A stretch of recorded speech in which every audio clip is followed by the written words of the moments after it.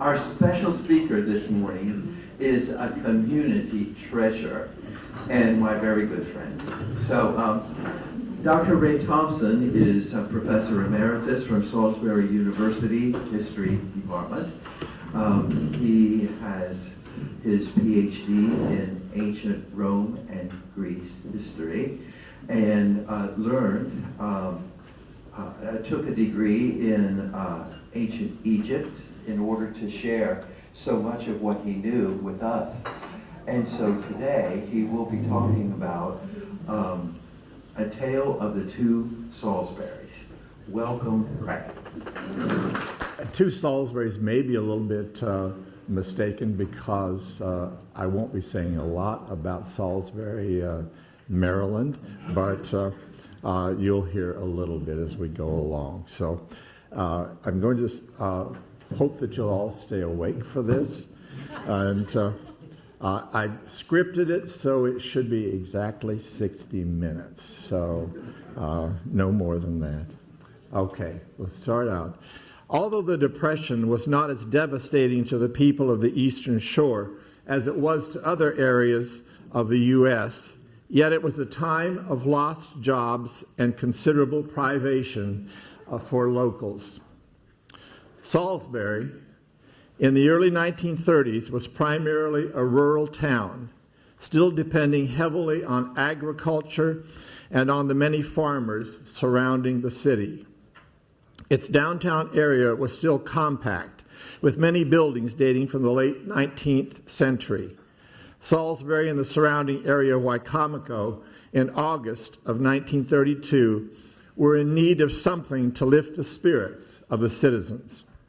That something began to take shape when dreams of a bicentennial event were hatched for by the local Chamber of Commerce in concert with the Lions Club and the Rotary Club, who determined to celebrate Salisbury's founding 200 years previously. Salisbury, Maryland was widely believed to have been named for the ancient town of Salisbury in England, or perhaps, as local historian Richard Cooper wrote, for the first Earl of Salisbury, Robert Cecil, who had been a favorite of Queen Elizabeth I. What better to do, then, to invite the mayor of Salisbury, England, to come to Salisbury, Maryland, to open a grand bicentennial celebration. In the formal way in which things were done at that time, an engraved invitation had to be extended to the mayor. Two young Salisbury women of prominent families were sent to England to deliver the request. One of those was Bertha Atkins, later to become the first Undersecretary of the Department of Health, Education, and Welfare under President Eisenhower. Atkins delivered the invitation to J. Sidney Rambridge, mayor of Salisbury. Rambridge accepted the offer and came by Cunard liner Aquitania to New York City, where he was met by a delegation of Salisbury notables, and in the center is Mr. Waller, whose family we'll hear a little bit more about later. He lived at Poplar Hill Mansion. Back home, the decision was made to use a Revolutionary War image as the symbol of the upcoming bicentennial event. Although the American Revolution was a long way in the future in 1732, when Salisbury was founded at Handy's Landing on the Wicomico River. Rambridge, escorted to Salisbury, opened the grand event with some pomp. Wearing a grand tricorn hat, his official mayoral robes, and the opulent golden livery collar, in the center of which was a huge medallion, he provided the appropriate dignity to this wildly popular event. Salisbury was prepared with patriotic bunting hanging from every building on Main Street and other streets as well. Salisburyans were wearing patriotic buttons, recognizing Salisbury's 200-year history. Members of Salisbury's finest equestrian families led the parade. You may recognize some of those people. Rambridge and local state officials watched appreciatively as the celebration rolled down Salisbury's main street. It must have seemed that all of Salisbury had come out to celebrate. The crowds were huge. Everyone was excited about such a spectacular event. The fire department proudly displayed its fire engines in the parade. Homemade floats of the historic celebration show just how popular the event was, with the citizenry hungering for a little beauty and excitement in their depression-laden lives. The first float highlighted the heavily forested eastern shore, calling it the heart of the land of evergreens. Floats followed, emphasizing the agricultural importance of Salisbury and of its dairying industry.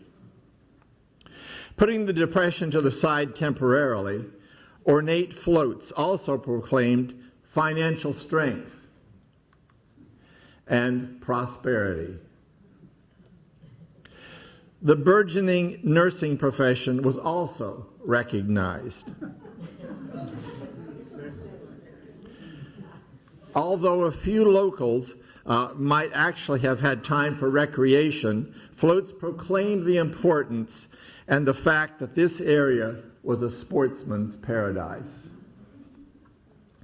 Finally, a regal float depicting a homegrown queen and her court, complete with liveried servants and pages bearing trumpets. Queen Carolyn Waller, who lived at Poplar Hill Mansion, was the queen of the celebration. Salisbury native William S. Gordy Jr., who was then the Comptroller of Maryland, thanked Rambridge for traveling the 3,600 miles across the ocean to our fair city. Rambridge proceeded to the podium and bestowed on the city a huge leather-bound volume of the history of Salisbury, England, as well as a medallion to the city and a silver casket. This was but the beginning of the connection between the two Salisburys, with Salisbury's mayor, Alfred Truett, and his wife soon making an official visit to England. In 1972, Gil Burden, mayor of Salisbury, England, made a visit to our Salisbury, and again the red carpet was rolled out with state and national officials on hand. Finally, in 1989, then Mayor Paul Martin and businessman Sam Seidel traveled to Salisbury, England to institute a permanent connection between the two cities, calling them sister cities. Since then, there have been numerous visits between officials of the two cities. It is this connection which leads us to our discussion today of the history, and we're going to spend a lot of time talking about the architecture, particularly of Salisbury, England. Salisbury, England, and Salisbury, Maryland, the subjects of our story today, share similarities and differences. Salisbury, England, is an ancient city, while Salisbury, Maryland, founded in 1732, is relatively new in comparison. In population, Salisbury, England, is larger than our city by approximately 13,000 people. Salisbury, England, has grand architectural gems which, at least in size and age, cannot be matched in our city. Salisbury, with thousands of years of history, is located in the southwestern area of England called Wiltshire. Long before the establishment of Salisbury, there were British tribesmen inhabiting that area, among whom were the builders of Stonehenge. According to folklore, Stonehenge was created by Merlin, the wizard of Arthurian English legend, who magically transported the massive stones from Ireland, where giants had assembled them. Another legend says invading Danes put the stones up. And yet another theory says they're the ruins of a Roman temple. Some argue that Stonehenge is a space-age landing area for aliens. And others believe it's a giant female fertility symbol. Located north of the modern city of Salisbury, England, Stonehenge remains a popular but little understood structure. This 5,000-year-old stone circle, one of the most sophisticated constructions of the prehistoric period anywhere in the world, was built by ancient Britons who left no written record of it or of themselves.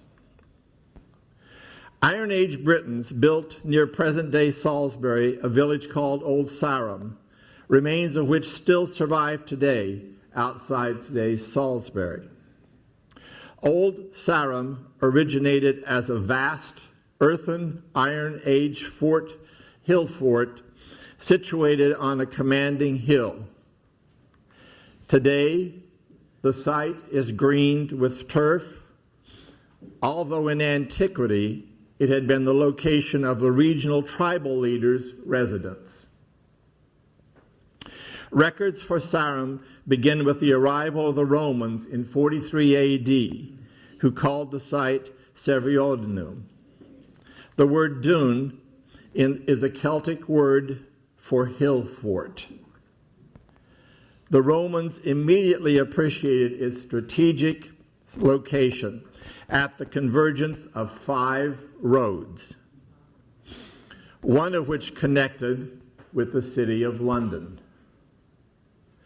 It was also close to the confluence of the Nadder and Avon rivers. The Roman road still survives, and it is called the Ackling Dyke of the Portway Road, one of the most impressive surviving stretches of Roman road in the southwest of England. Substantial Roman remains have also been found there. After the fall of the Roman Empire in the 5th century A.D., the area came under the control of the Anglo-Saxons, who referred to the area as Sarasbury. A burh is the Anglo-Saxon term for fortified town. Later on, in the medieval period, Sarasbury became Salisbury. Old Sarum's glory days came from the Norman conquest in 1066. Old Sarum was chosen to be the administrative center of a vast diocese that included most of southwestern England. The old wooden castle was replaced by a stone castle. A bishop's palace was added, and a cathedral begun. Old Sarum was where William the Conqueror, who had taken possession of England in 1066, received the Domesday Book in 1086, and where he accepted the fealty of all of England's landowners. The Domesday Book is a particularly valuable artifact since it is an assessment of England's wealth, manor by manor, indicating just how much tax the king could expect at any given time from his subjects. The Cathedral of Sarum was consecrated in 1092 and quickly became a center of learning. One of the 4 original copies of Magna Carta was kept here. The original city site of Old Sarum became impractical as there was no room to expand on the hilltop. Furthermore, the clergy and the military were at odds with each other over the water supply, a single well which had to satisfy the needs of all the residents of Old Sarum.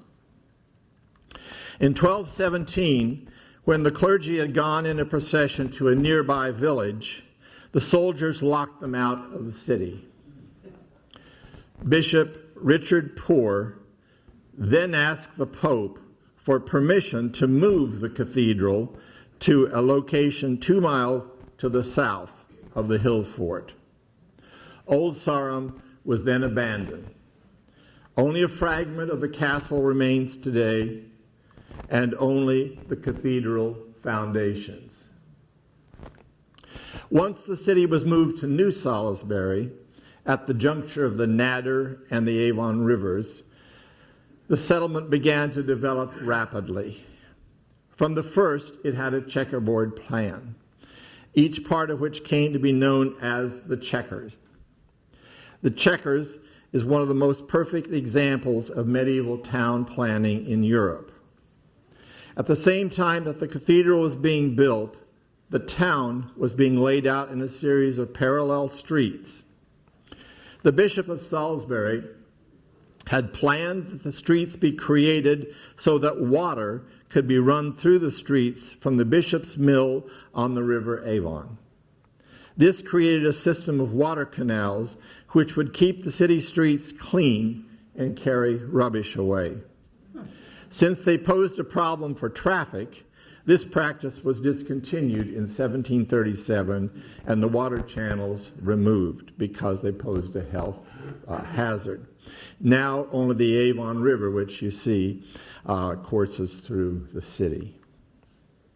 Soon the town came to be known as for its trade in wool and later in textile manufacture.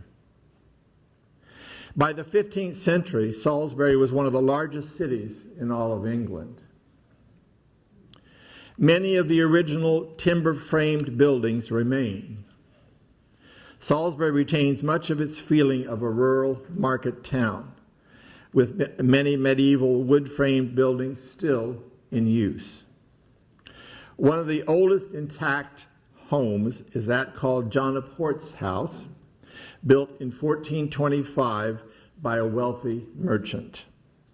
Even older is the home next to it, built in 1306, the oldest house still standing in Salisbury, now a thriving business. Another notable building was the Joiners' Hall, built in the early 17th century at a time when woodworkers were showing off their carpentry skills. The humanoid carvings on the facade of the building are a testament to the quality of the workmanship. Pubs and alehouses have always been a major part of the life of Salisbury. The Red Lion is one of the oldest hotels in England, dating to 1226.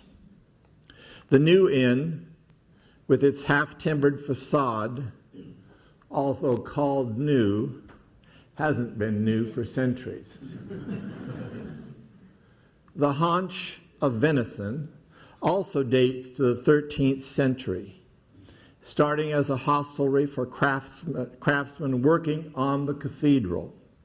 It later became a brothel, and it was rumored that a tunnel ran between it and the nearby Church of St. Thomas, so the clergy could visit discreetly. Economic life centered around the marketplace. First sanctioned by King John in 1219 as a location of a 10-day fair each year in August and a market on each Tuesday. Soon markets were being held almost daily in England. Produce was bartered at the sign of the cross in every village across England. The sale of produce was closely regulated. Each individual type of produce was sold only at a specific cross, whether it was corn, cheese, milk, or fruit. Corn could only be sold at one location in the market, while cheese, milk, and fruit sales clustered around what would be called a cheese cross. Poultry and vegetable sellers gathered around the poultry cross, the only market cross which survives today in Salisbury. Eventually, Tuesday and Saturday were determined to be market days in Salisbury, although Market Day in Salisbury is now held each week on Wednesday. Is that still the truth? Don't know. The oldest market in Salisbury, predating even the church in Salisbury, predating even the cathedral, is St. Martin's Church, dated to 1100 AD.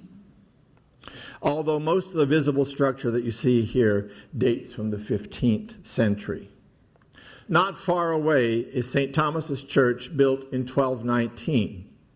Originally a wooden structure, it was transformed from wood into stone with the addition of a bell tower. Within the church is the Doom painting, with Christ in the middle, his disciples at his feet, and angels taking the fortunate up to heaven, while others, including bishops and kings, are cast down to the devil. This picture of the judgment is one of the few surviving in all of Europe. Like other images, the Doom picture was whitewashed over in the 17th century and only rediscovered and restored in 1881. But it is the cathedral which is Salisbury's architectural gem. The area of the cathedral is surrounded by an 80-acre walled enclosure called the Close, the largest in Britain, with one side of the Close fronting on the Avon River. Laid out at the same time as the cathedral, the Close was designed to provide homes for the clergy, who were expected to construct impressive dwellings suitable to their power.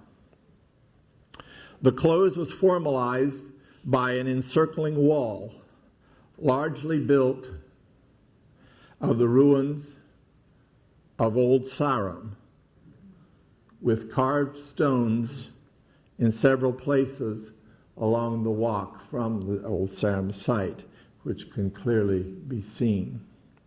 When completed, the Close wall was crenellated and was a fully fortified wall surrounding the cathedral complex, indicating the complex and difficult relations between the church and the existing town.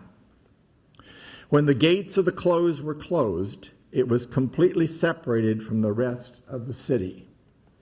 It had its own police force and jail and justice system until the last decade. There are 3 public gates. The North Gate originally held a statue of King Henry III, although today it holds an image of Edward VII. While inside of that gate, we see the royal coat of arms proudly displayed. On the west side of the Close is St. Anne's Gate, which once housed a chapel. By the 18th century, it was a concert hall and was here where Handel is thought to have given his first English performance. The third gate is the much simpler Harnham Gate. Even today, when these three gates are shut at 11 o'clock p.m. The cathedral, our focus today, was begun in 1220 and completed in 38 years, which is pretty phenomenal, I think. To grasp the immensity of this structure, we'll look first at a plan of the cathedral. A long nave stretches the length of the cathedral. From it spring 2 side aisles and lateral aisles, transepts, which from above give the image of a cross. The structure, built in early English Gothic style and oriented east-west, is thought to have been planned by Elias of Dereham, who had previously served in Canterbury Cathedral, the premier church of England. Salisbury Cathedral is built over what was once a riverbed. It is necessary even today to regularly check the groundwater level under the nave for rising water or for dryness of the gravel bed underneath. In 1258, the new cathedral was consecrated in the presence of King Henry III. By the numbers, 70,000 tons of local limestone went into the construction of the cathedral. 10,000 tons of dark Purbeck marble were used in the construction of the slender interior dark limestone pillars. 28,000 tons of oak and 420 tons of lead went into the construction of the cathedral roof in Salisbury. Salisbury Cathedral's 365 windows are said to equate to the days of the year. I don't know if that's true. Coincidentally, there are 8,760 pillars of Purbeck marble in the cathedral, which equate to the number of hours in a year. Salisbury Cathedral's pointed arches are a stark contrast to earlier English cathedrals, which used rounded arches. On the exterior of the cathedral, artisans crafted very individualized waterspouts, we call gargoyles, in the form of what appeared to be creations from fantasy or mythology. Looking first at the spire, we should note that the spire was not a part of the original cathedral, being added about 100 years after its construction. Salisbury Cathedral did not need a bell tower to hold a bell because it already had a freestanding bell tower. In the 1790s, the bell tower was demolished and the bells moved inside the cathedral. Salisbury's spire reaches 404 feet above the ground, towering 265 feet above the cathedral. Salisbury's spire is the tallest still standing in England, all others having collapsed over the centuries. The spire consists of several parts. A lantern was the lower section. Above was the tower or the parapet, with turret at each of the four sides of the tower, capped by 7 spirelets, each with pinnacles and weighing 6,500 tons. Normally, a fortified parapet would appear at the top of the spire, but here at Salisbury, it is at the base of the tower. Thirdly is the pinnacle or spire itself. The spire was built from the inside using timber scaffolding, which can still be seen. The spire itself is octagonal in shape and stands above the parapet and tower. The spire walls were 5 inches thick in places and had a slight lean, which was discovered by Sir Christopher Wren. A whole series of flying buttresses were constructed internally and externally around the base of the tower, as we see in this view. Not only is the spire the tallest in the United Kingdom, but it is thought to be the tallest medieval structure in the world.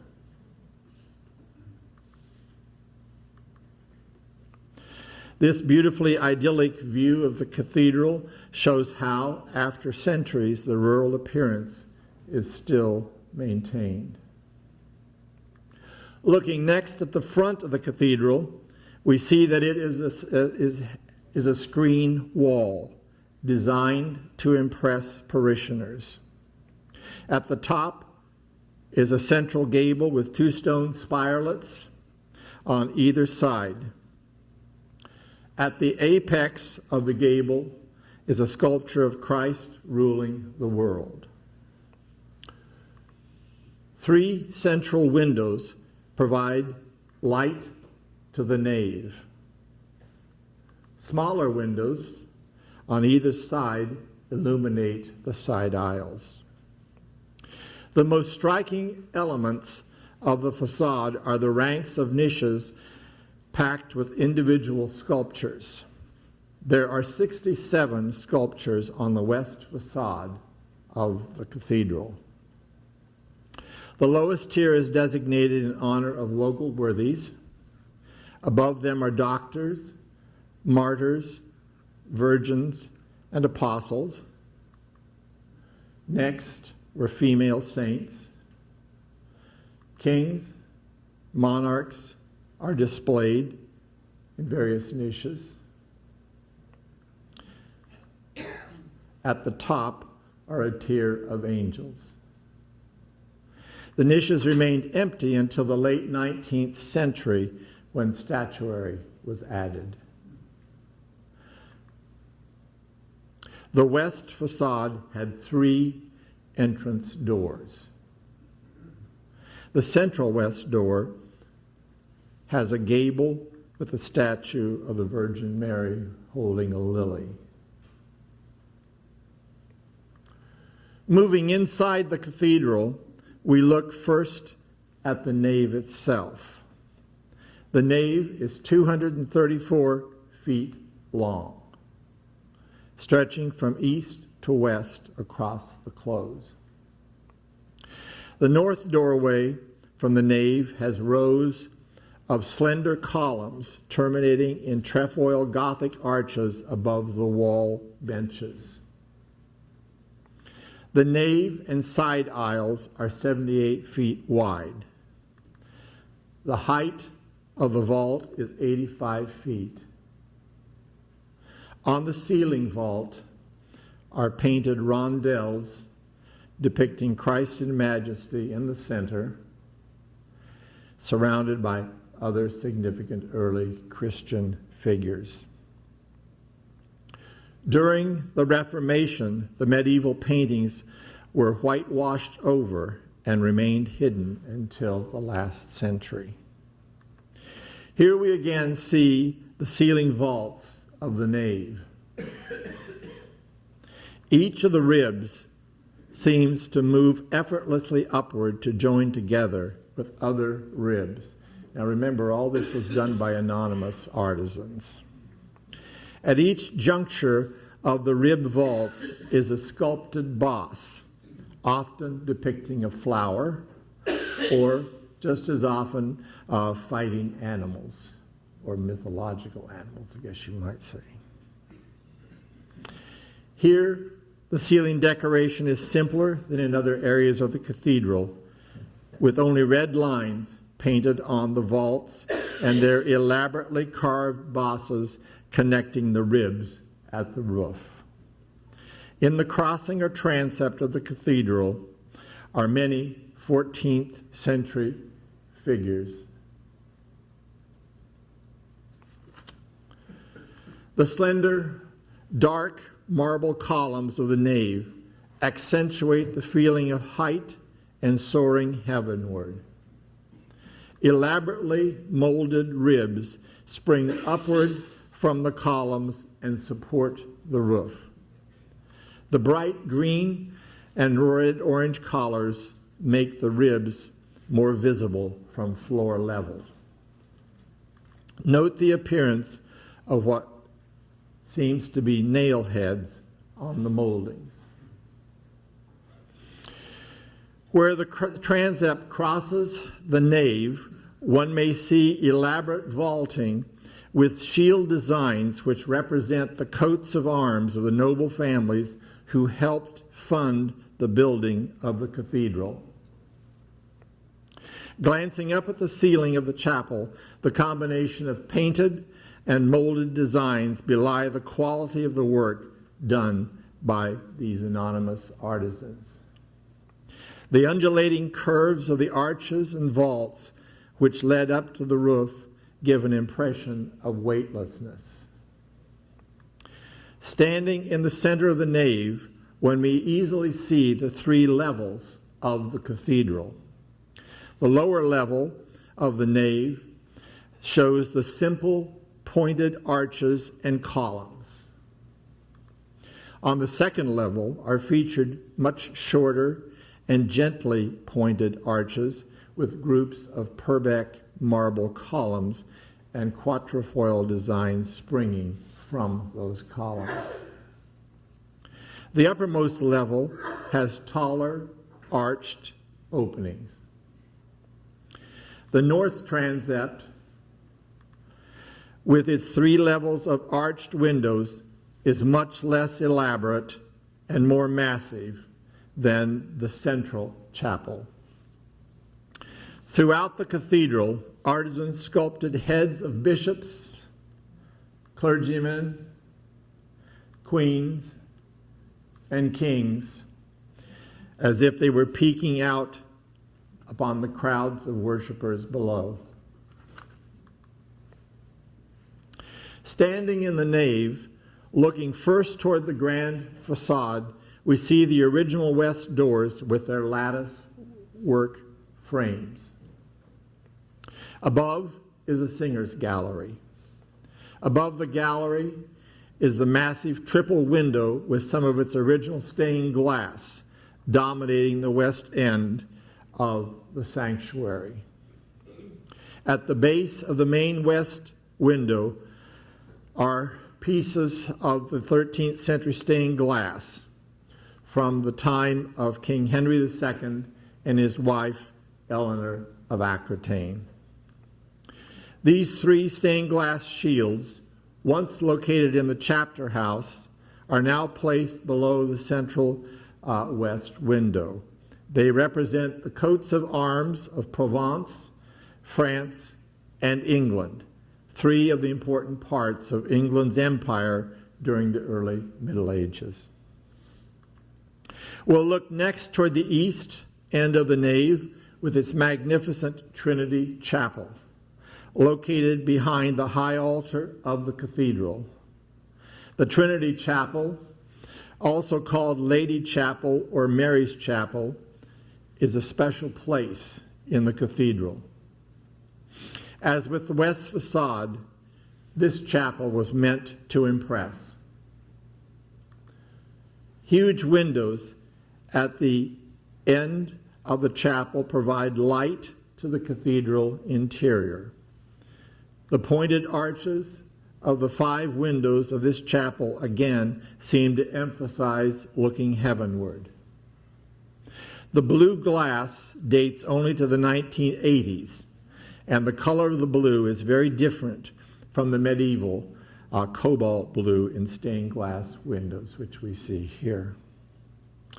The high east window, installed in 1781, depicts Moses and the brazen serpent. It is a rare survivor of glass from the early parts of the cathedral. The ceiling vaulting of the Lady Chapel continues the impression of soaring grandeur. Slender Purbeck marble columns support the vault of the Trinity Chapel. This cutaway reconstruction of Trinity Chapel and its 2 side chapels shows how vaults and roofs would have been finished in 1225. Notice the ribs of the arches in the Trinity Chapel itself and the chapel to the left, and the wooden beams on the right chapel. Originally, a very elaborate stone screen would have separated the choir and the high altar from the nave and from the population in the cathedral, from the viewers in the cathedral or the worshipers. That screen was removed centuries ago.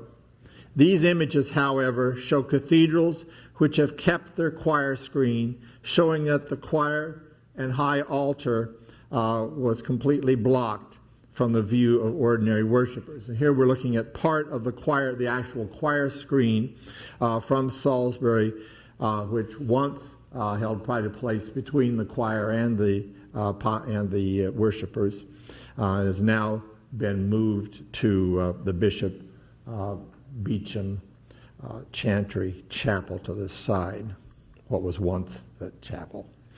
Here we see the arcade of columns with floral capitals and trefoil arches. This detail of the choir screen shows an angel playing a harp and is dated to 1236. In the choir itself, there are 106 timber choir stalls, many elaborately decorated. They are the earliest complete set of choir stalls to survive in Britain. King Henry II provided 20 good oaks for the construction of the choir stalls. The choir stalls, as we said, were once separated from the public by that huge stone choir screen. The rows of choir stalls are original and medieval up to about shoulder height. Above that, they are 1920s replacements. So all that top part you see is not original. As with nearly all English cathedrals, the individual seats were deliberately constructed so that each of the religious officials would have his own tip-up seat with armrests above. And you can see the seats and the tip-up seats as well. These fancifully carved images on the chairs are called misericords. Many cathedrals have extravagantly carved scenes in the most unexpected of all places, the underside of each chorister's seat. These seats were created so that they could be raised up so that weary monks or clerics could lean against them during the exceptionally long church services, which required much standing, kneeling, and some sitting. Although they may not have looked comfortable, these misericords were created with the idea that some comfort would be offered to older members of the clergy for whom the constant up and down movement required by ritual was difficult. Misericords could often be whimsical, such as this Green Man sculpture. Using examples from cathedrals throughout England, we see that some depict mythical creatures, while others represent scenes from everyday life.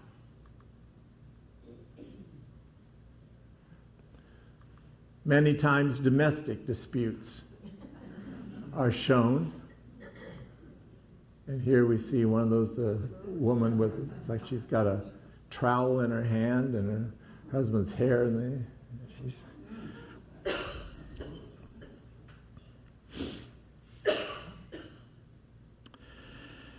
Just as often, images could represent fables or English folklore. Often, the images satirize the clergy or nobility, as in the case of this knight who is falling from his horse. The misericords show both quality and of workmanship and a sense of humor. The variety of images is almost endless. Since there was so much standing and kneeling in a church service, these seats provided that welcome rest for those who were weary for the long, long services. There are a number of choirs in Salisbury Cathedral. The first, created in 1258, consisted of 16 boys. Of course, that's not them. In 1995, a girls' choir was created.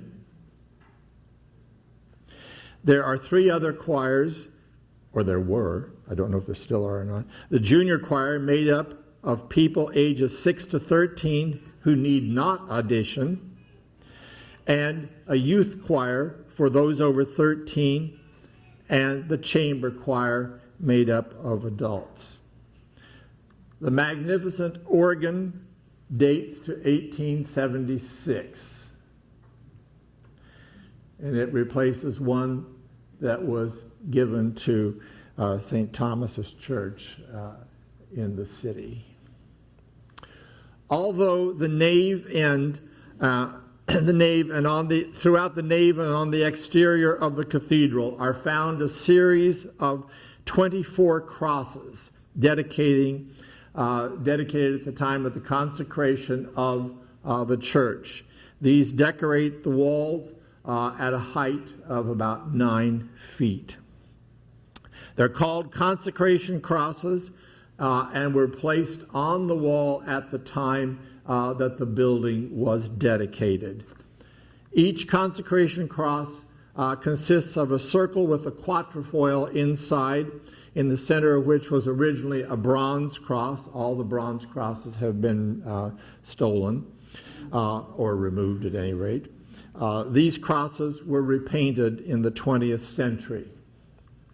On the east exterior of the Trinity Chapel, we see 3 of the external consecration crosses which remain placed there at the time of the dedication of the church, the cathedral. These 2 crosses on the inside of the cathedral are placed one on either side of a medieval bishop's tomb. Next, we see the magnificent chapter house with its octagonal shape. The beautiful chapter house is one of the most significant structures of the cathedral. The chapter house is entered through an elaborate vestibule with its slender columns and arches and original painted decorations in the vaults. The chapter house contains a ring of soaring stained glass windows with stone tracery and was built in imitation of the chapter house at Westminster Abbey. In the center of the room is a single slender Purbeck marble pillar which supports the roof, giving the impression of a vast umbrella which has assumed the task of holding up the entire vaulted ceiling. This gives the room, constructed in 1260, a light and airy feeling.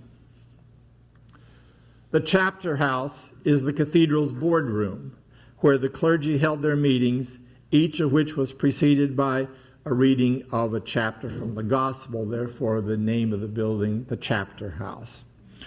On the walls, arches reach down to generously sized seats arranged around the outer wall.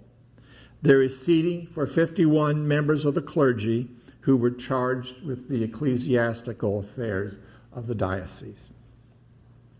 Above these arched seating areas is a superb medieval frieze depicting important events from Genesis and Exodus. Among those carved images is God speaking to Noah while he's building the ark, and also the construction of the Tower of Babel. Most of these reliefs are dated to the 13th century, and although much damage in the 17th century religious wars, they were restored in the 19th century.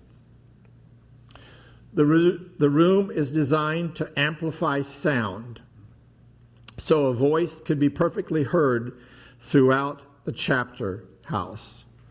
Above the dean's chair is a carved face looking 3 ways at once, indicating the need to consider all sides of an argument. Other finely carved images of faces of princes and holy men spring from the vaulting. Today, the chapter house displays the cathedral's copy of Magna Carta, the best preserved of the 4 originals to have survived through the centuries. At one time, the cathedral housed many special chantry chapels built by various noble or clergy families during the Middle Ages. This sketch shows the Beauchamp Chapel, chantry chapel, just before its demolition, while this sketch shows the Hungerford Chantry Chapel just before its demolition in 1789.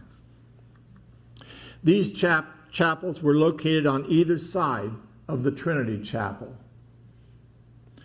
Trinity Chapel features part of the reused vaults from the Beauchamp Chantry Chapel, which was destroyed, as we said, in 1789. The Audley Chantry, the only surviving chantry chapel, was endowed by Bishop Audley and built in 1525. Audley was the confessor of Catherine of Aragon, first wife of King Henry VIII. The pomegranates on the ceiling boss decoration of the fan vault represent the motif from her Spanish home in Aragon, as does this coat of arms from the Kingdom of Aragon. After her divorce from Henry, Henry ordered all symbols of the House of Aragon to be removed from throughout England. Yet in Salisbury, her remembrance remains in these beautifully painted reliefs.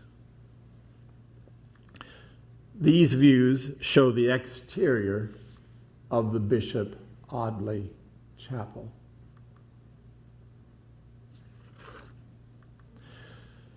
At the time of that the chantry chapels were removed, many tombs in the cathedral were also rearranged, creating an open vista in the nave.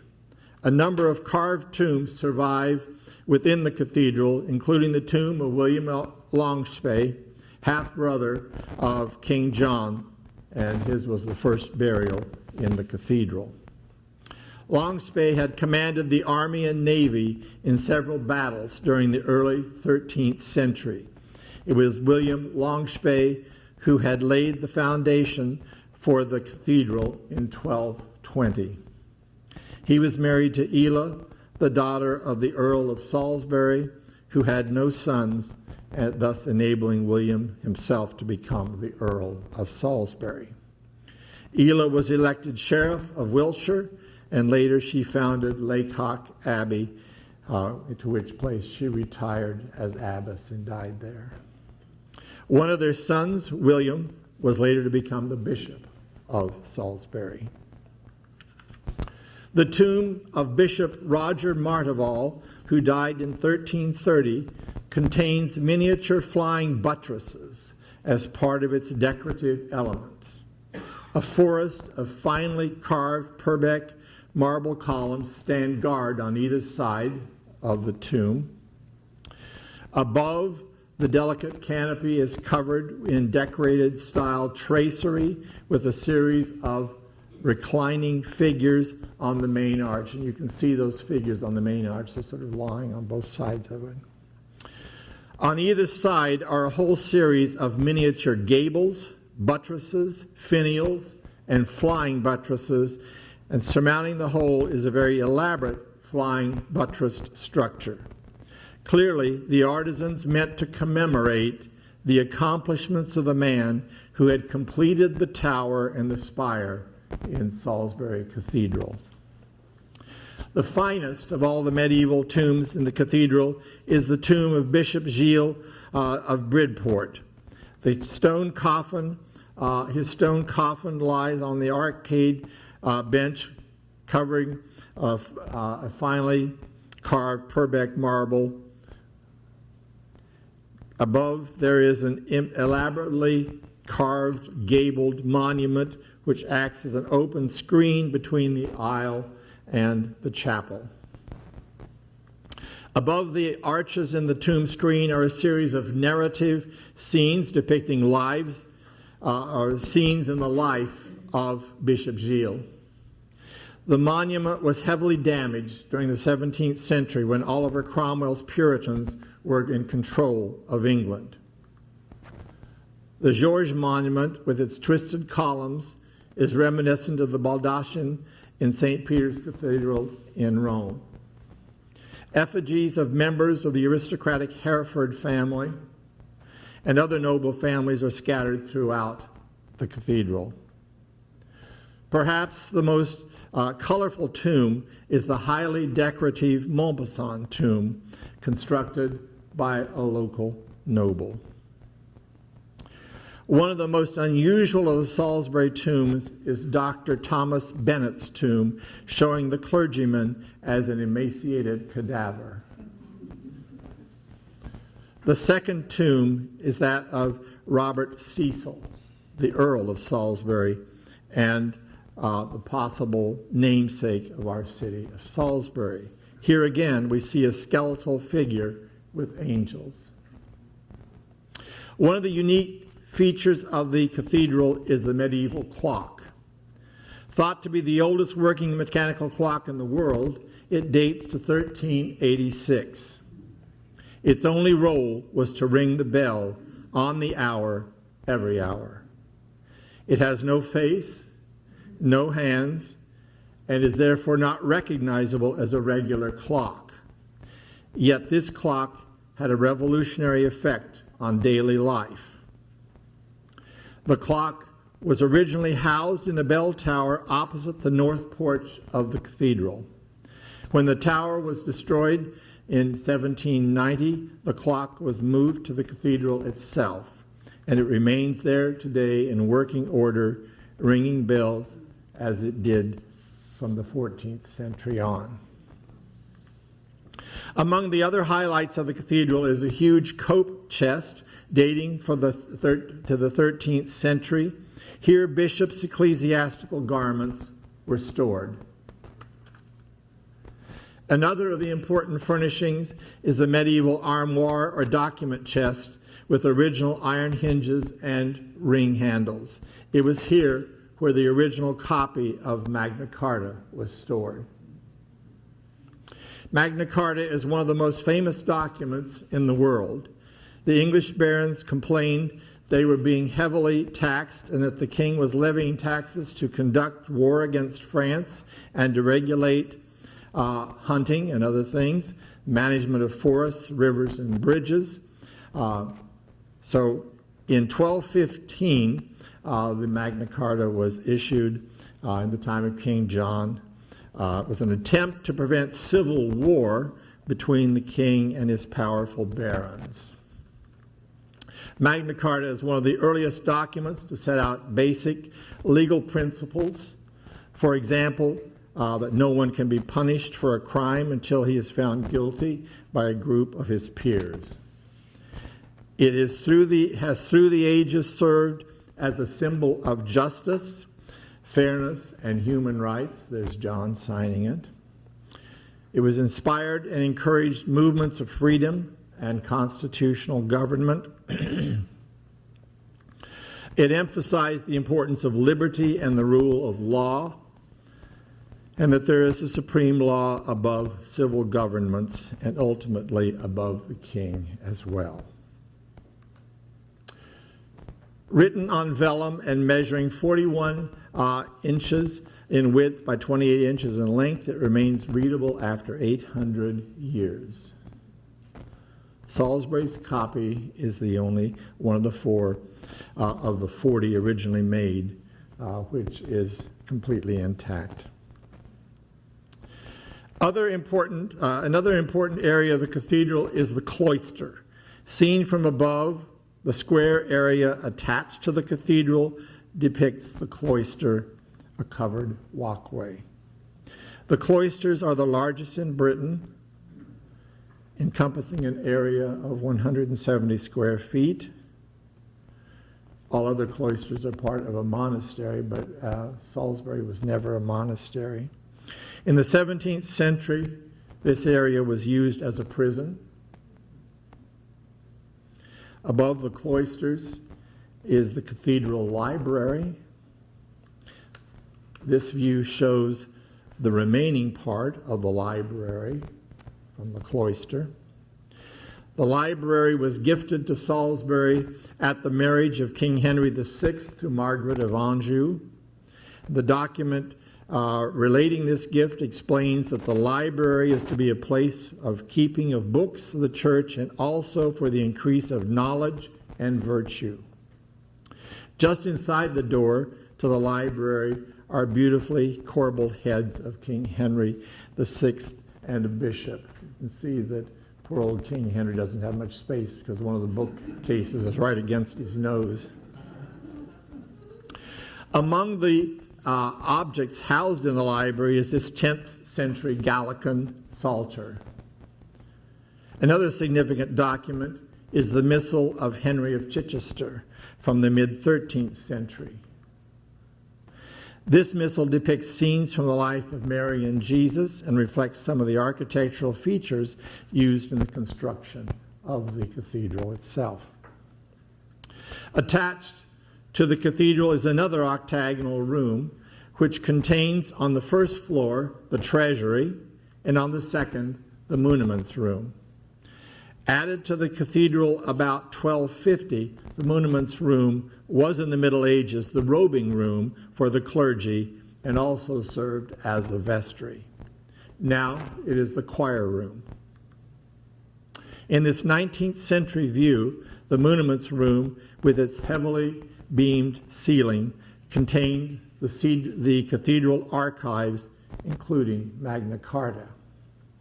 Most of the precious documents were kept locked in huge iron-bound chests, which you can see in this image. It was this large wooden cabinet, we've said, which held Magna Carta throughout much of its history.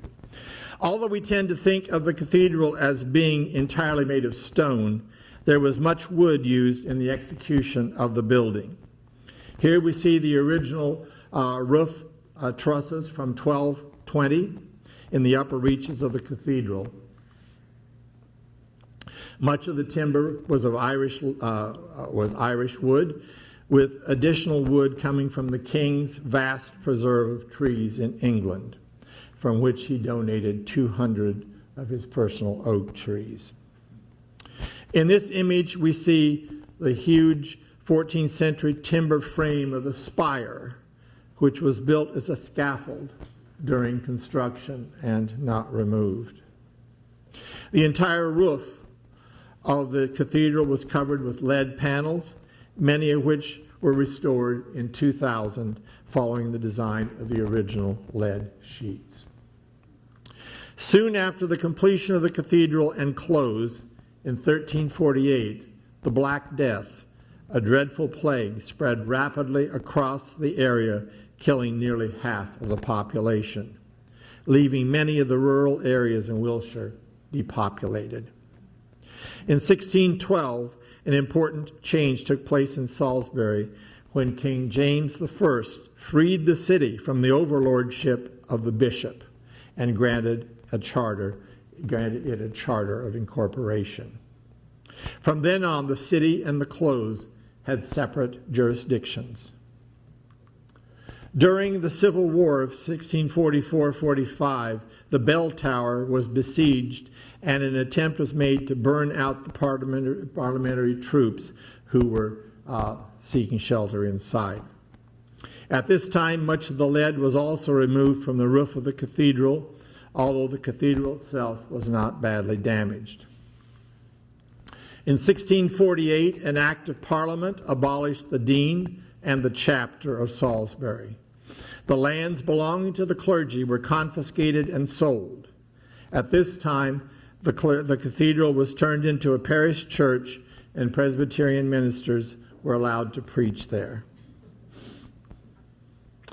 The city of Salisbury is home to a number of museums, of which one house is housed in the King's House. It's probably the best known museum of Salisbury. It's an eclectic museum which houses local artifacts from the Iron Age up into the 20th century and a number of paintings, in particular those from J.M.W. Turner and John Constable, who were so famous for painting depictions of Salisbury Cathedral and areas of Salisbury. Near the close is the Maupassant House, home of the leading family in 17th century in the 17th century. The garishly painted tomb in the cathedral is of the Mopelson ancestors. Two great stately houses dominate the countryside surrounding Salisbury.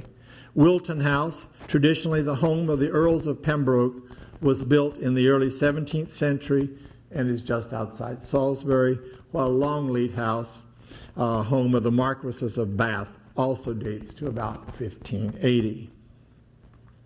Just as Salisbury, England has its stately homes overlooking the town, so Salisbury, Maryland has its own Pemberton Hall, built in 1737, which for years played a commanding position in the Salisbury area. Owned by the Handy family and located on the Wicomico River, it served as an economic powerhouse, just as in the city Poplar Hill, originally owned by another member of the Handy family, continued to play an important role in the city until the 20th century, as we saw earlier in the lecture.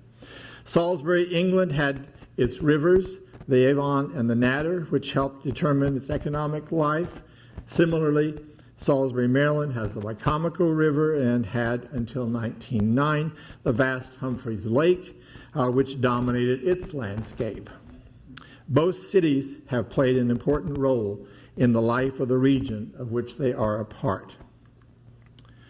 In 1932, when two young Salisbury women delivered an invitation to Salisbury, England's mayor to attend a major celebration on what locals called the Yellow Brick Road, that's Main Street, in Salisbury, Maryland, they could scarcely have known how important extending that invitation was for the future of the two Salisburys.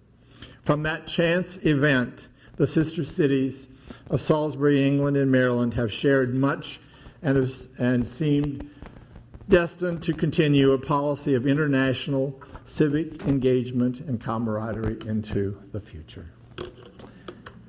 Any questions?